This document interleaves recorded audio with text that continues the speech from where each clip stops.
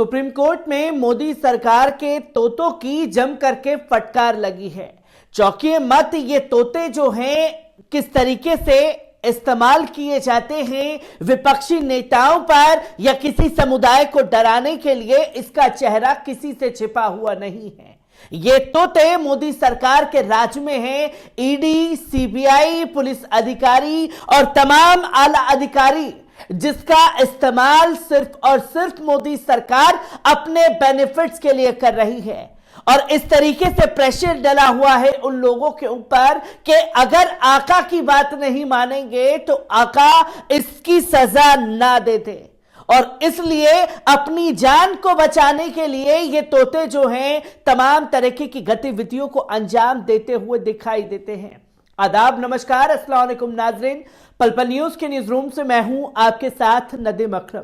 Supreme court में ED, CBI की जमकर के फटकार लगी है। किस तरीके से तमाम चीजें सामने आई हैं, एक बार इस रिपोर्ट पर नजर डालते हैं। सुप्रीम कोर्ट के न्यायाधीश एमआर शाह ने गुरुवार को कहा कि उनका अनुभव कहता है कि जब भी कोई वित्तीय घोटाला होता है और सीबीआई या ईडी तस्वीर में आती है तो देरी होती है, इसमें कई साल लग जाते हैं। शीर्ष अदालत ने सीबीआई से पूछा कि वे बताएं कि कितने वित्तीय घोटालों के मामलों में तार्किक अंत हुआ है।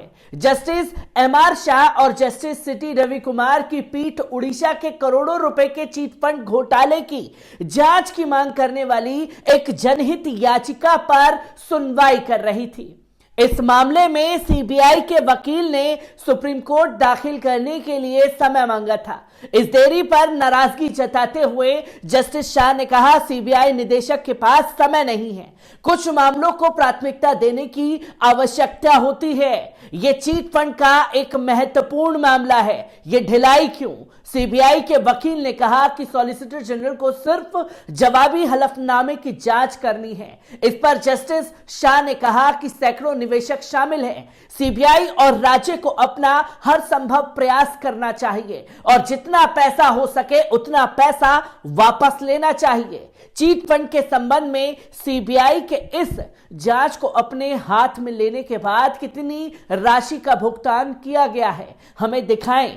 सीबीआई के वकील ने कहा कि वे रिकॉर्ड में रखेंगे कि योजना कैसे काम कर रही है। जस्टिस शाह ने कहा कि योजना का क्या मतलब है? लोगों को उनका पैसा चाहिए, ये उनका पैसा है। 10 साल 30 साल इंतजार नहीं कर सकते। घोटाले करने वाले जेल में हो सकते हैं, लेकिन वे पैसे का आनंद ले रहे हैं, वे इन पैसों से मुकदमे लड़ रहे हैं। उन्होंने कहा, मेरे अनुभव में जब भी ऐसे घोटाले में सीबीआई या ईडी तस्वीर में आती है तो वर्षों लग जाते हैं। आप पर बहुत अधिक बोझ हो सकता है, आपके पास कर्मचारियों की कमी हो सकती है। सभी सीबीआई अधिकारी अन्य विभागों से प्रतिनियुक्ति पर है। ये होता है उत्पादक शुल्क विभाग से है या सीमा शुल्क विभाग से है, जांच के बारे में कुछ नहीं जानते। जस्टिस शाह ने कहा, मैंने सीबीआई का भी प्रतिनिधित्व किया है, इसलिए मुझे सब कुछ पता है। मैं वहां 5.5 साल तक था। कुछ भी जवाब दाखिल करना होता है तो इसे निदेशक के माध्यम से जाना होता है। छोटी चीजों में भी समय लगता है, आपको अपने सिस्टम को बदलना होगा। पीठ ने चीट फंड मामले में सुनवाई और सोमवार के लिए तय करते हुए सीबीआई से शनिवार तक स्टेटस रिपोर्ट न्याय मित्र को देने के लिए कहा है।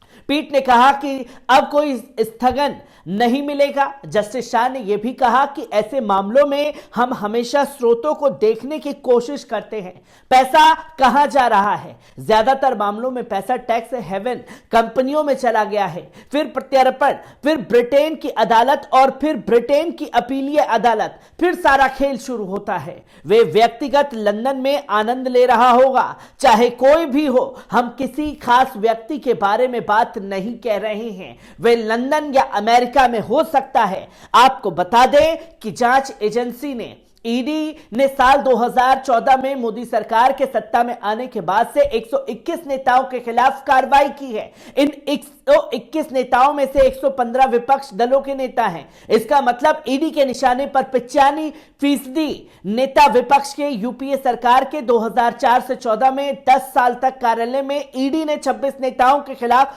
जांच की थी। इनमें से 14 राजनेता विपक्षी दलों के थे।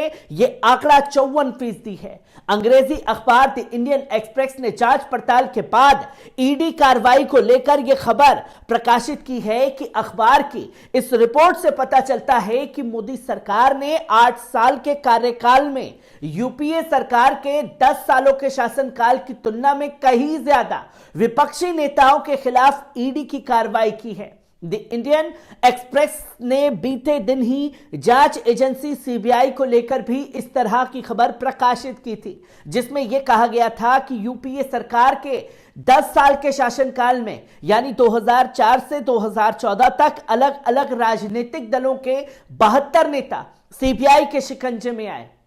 इनमें से 43 नेता विपक्षी दलों के थे। इस हिसाब से यह आंकड़ा 60% होता है। लेकिन बीजेपी के नेतृत्व वाली एनडीए की दूसरी सरकार के 2014 से अब तक यानी 8 साल के शासनकाल में 124 नेताओं के खिलाफ सीबीआई ने कार्रवाई की। इसमें से 118 नेता विपक्षी राजनेता दलों के हैं और यह आंकड़ा 95% है। अखबार की रिपोर्ट कहती है कि पिछले 18 सालों में जांच एजेंसी ने 147 राजनेताओं के खिलाफ जांच की। इनमें से 85% से ज्यादा नेता विपक्षी दलों के थे। द इंडियन एक्सप्रेस के मुताबिक ईडी के द्वारा की जा रही कार्रवाई में अधिकतर मामले में prevention of money laundering act यानी पीएमएल से संबंधित है। यह कानून यूपीए सरकार के शासनकाल में साल 2005 में आया था।